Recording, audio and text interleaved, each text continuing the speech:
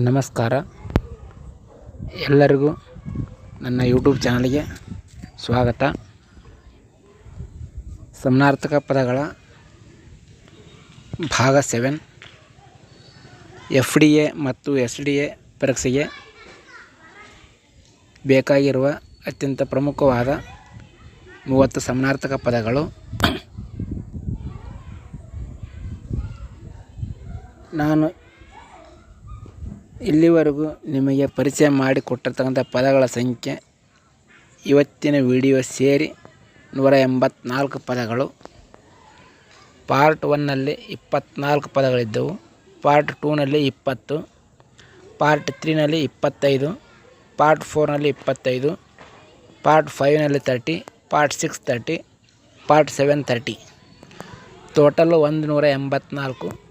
ನೀವು ಪ್ರತಿದಿನ 5 ರಿಂದ 10 ನಿಮಿಷ ನನ್ನ ವಿಡಿಯೋಗೆ ಸಮಯ ಕೊಟ್ಟಿದ್ದರೆ ನಿಮಗೀಗಾಗಲೇ 184 ಪದಗಳ ಪರಿಚಯ ಆಗಿರುತ್ತೆ ಅಂತ ತಿಳ್ಕೊತೀನಿ. ಈಗ ಮೊದಲನೇ ಪದ ಮಸಕ.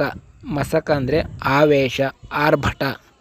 ಇದಕ್ಕೆ ಉದಾಹರಣೆ ಹೇಳಬೇಕಂದ್ರೆ ದುರ್ಯೋಧನನು ಕುರುಕ್ಷೇತ್ರ ಯುದ್ಧದಲ್ಲಿ ಮಸಕದಿಂದ ಅಥವಾ ಮಸಕ ಭರಿತನಾಗಿ ಹೋರಾಡಿದನು, ಅಂದರೆ ತುಂಬ ಆವೇಶ ಭರಿತನಾಗಿ ಹೋರಾಡಿದನು ಅಂತ ನೆನಪಿಟ್ಕೊಳ್ಬೋದು.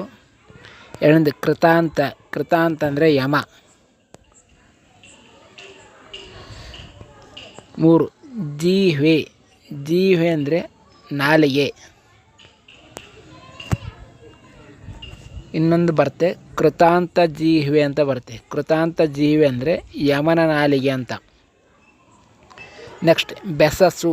ಬೆಸಸ್ಸು ಅಂದರೆ ಆಜ್ಞಾಪಿಸು. ಇದನ್ನು ಹಿಂದಿನ ಪರೀಕ್ಷೆಯಲ್ಲಿ ಕೇಳಿದ್ದಾರೆ. ನೆಕ್ಸ್ಟ್ ಲಕ್ಷ್ಮೀಧರ. ಲಕ್ಷ್ಮೀಧರ ಅಂದರೆ ಲಕ್ಷ್ಮಣ. ನೆಕ್ಸ್ಟ್ ನಿಜವಧೂಜನ. ನಿಜವಧೂಜನ ಅಂದರೆ ಅಂತಃಪುರದ ಸ್ತ್ರೀಯರು, ಅಂದರೆ ರಾಣಿಯರು. ನೆಕ್ಸ್ಟ್ ಆನನ. ಆನನ ಅಂದರೆ ಮುಖ. ನೆಕ್ಸ್ಟ್ ಉದ್ವೃತ್ತ. ಉದ್ವೃತ್ತ ಅಂದರೆ ಸೊಕ್ಕಿದ, ಕೊಬ್ಬಿದ, ಅಂದರೆ ತುಂಬ ಸೊಕ್ಕಿನಿಂದ ಇರುವಂಥದ್ದು. ಈ ಉದ್ವೃತ್ತ ಇದನ್ನು ನೀವು ನೆನಪಿನಲ್ಲಿಟ್ಟುಕೊಳ್ಬೇಕು. ಏಕೆಂದರೆ ಇದನ್ನು ಪದಗಳ ಅರ್ಥದಲ್ಲಿ ಬೇಕಾದರೆ ಕೇಳಬಹುದು, ಇಲ್ಲದೇ ಇದ್ದರೆ ಪದಗಳ ಸರಿರೂಪಕ್ಕೆ ಬೇಕಾದರೆ ಕೇಳಬಹುದು. ಹಾಗಾಗಿ ಇದನ್ನು ನೆನಪಿಟ್ಕೊಳ್ಬೇಕು. ನೆಕ್ಸ್ಟ್ ವಕ್ತ್ರ. ವಕ್ತ್ರ ಅಂದರೆ ಮುಖ. 10ನೇದು ಮಯತನೂಜೆ. ಮಯತನೂಜೆ ಅಂದರೆ ಮಂಡೋದರಿ. ಮಂಡೋದರಿ ಯಾರು ಅಂತ ನಿಮ್ಗೆ ಆಲ್ರೆಡಿ ಗೊತ್ತಿರುತ್ತೆ.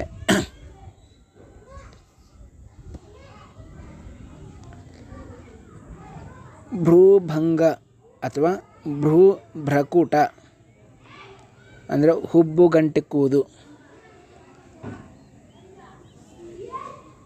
ನೆಕ್ಸ್ಟ್ ವಿಯಚ್ಚರಾಧಿಪ ಅಂದರೆ ರಾವಣ. ಇದನ್ನು ವಿಯಚ್ಚರಾಧಿಪ ಇದನ್ನು ಬಿಡಿಸಿ ಬರೆದರೆ ವಿಯಚ್ಚರ ಪ್ಲಸ್ ಅಧಿಪ ಅಂತ ಬಿಡಿಸಿ ಬರಿಬೋದು. ನೆಕ್ಸ್ಟ್ ಆರೋಗಿಸು. ಆರೋಗಿಸು ಅಂದರೆ ಸೇವಿಸು. ನೆಕ್ಸ್ಟ್ ಮಾನಿನಿ.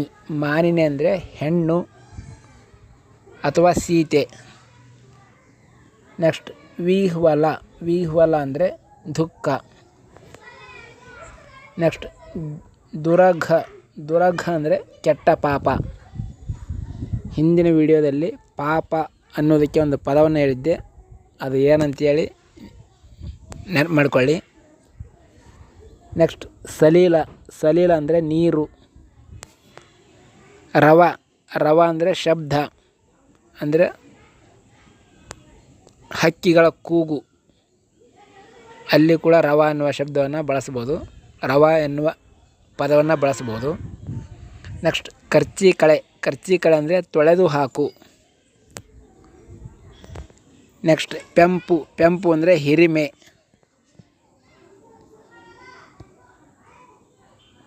ಅನುಜಾತ. ಅನುಜಾತ ಅಂದರೆ ಒಡ ಹುಟ್ಟಿದವನು ಅಂದರೆ ಸಹೋದರ. ಓ ಸರಿಸು ಅಂದರೆ ಬದಿಗೆ ಸರಿಸು ಅಥವಾ ಹಿಂದಕ್ಕೆ ಸರಿಸು ಅಂತ. ಅವನೀತ ಅಂದರೆ ಸೌಜನ್ಯವಂತ ಅಂದರೆ ಒಳ್ಳೆಯ ಗುಣಗಳನ್ನು ಹೊಂದಿದವನು. ಜಸ ಅಂದರೆ ಯಶಸ್ಸು. ಬೀಸರ ಅಂದರೆ ವ್ಯರ್ಥ. ಬೆಸಸು ಅಂದರೆ ಆಜ್ಞಾಪಿಸು. ಕಡುಪುಂ ಅಂದರೆ ಪರಾಕ್ರಮ, ಶೌರ್ಯ. ನಳಿನಾನನೆ ಅಂದರೆ ಸೀತೆ.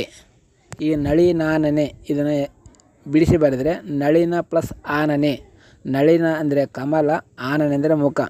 ನಳಿನಾನನೆ ಅಂದರೆ ಕಮಲದಂಥ ಮುಖವನ್ನು ಹೊಂದಿರುವವಳು ಸೀತೆ. ಅಳಿಪು ಅಂದರೆ ಮೋಹಕ್ಕೆ ಸಿಲುಕು. ಅರ್ವಿಸು ಅಂದರೆ ವ್ಯಾಪಿಸು ಅಂದರೆ ವಿಸ್ತರಿಸುವುದು. ಇವು ಇಷ್ಟು ಇಂದಿನ ಪದಗಳಾಗಿದ್ದವು. ದಯವಿಟ್ಟು ವಿಡಿಯೋ ಹೇಗೆ ಅನ್ನಿಸ್ತಾ ಇದೆ ಕಮೆಂಟ್ ಮಾಡಿ. ಉಪಯೋಗ ಅನಿಸಿದರೆ ಇತರರಿಗೆ ಶೇರ್ ಮಾಡಿ ಬೆಂಬಲಿಸಿ. ನೀವು ಬೆಂಬಲಿಸಿದರೆ ನನಗೆ ಮುಂದಿನ ವಿಡಿಯೋಗಳನ್ನು ಮಾಡಲು ಉತ್ತೇಜನ ನೀಡಿದಂತಾಗುತ್ತದೆ. ಧನ್ಯವಾದಗಳು.